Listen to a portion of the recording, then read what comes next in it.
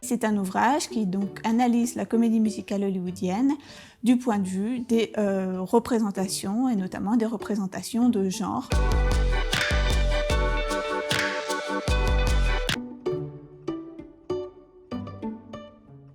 Alors oui, évidemment, parce qu'on est dans le contexte du cinéma hollywoodien classique et que l'âge d'or, celui des années 30 aux années 60, est profondément sexiste. Dans le cinéma hollywoodien, les femmes sont traditionnellement cantonnées à des fonctions d'ornementation, mais en fait c'est, si on peut dire, encore plus grave dans la comédie musicale et notamment dans certains films.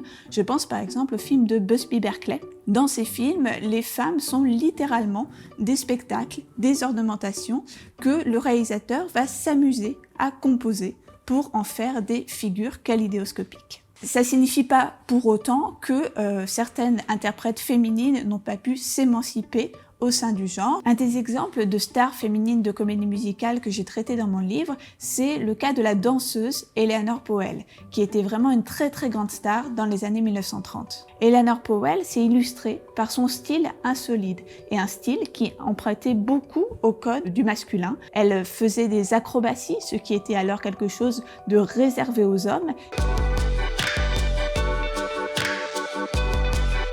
On peut citer certaines productions un peu plus récentes, je pense notamment au film Chicago de Rob Marshall qui date déjà de 2002 et dans lequel on a deux meurtrières qui vont s'émanciper et même trouver la gloire sans l'aide des hommes.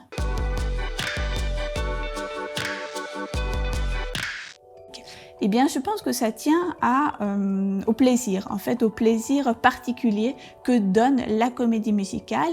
Et ce plaisir, c'est celui de l'entertainment.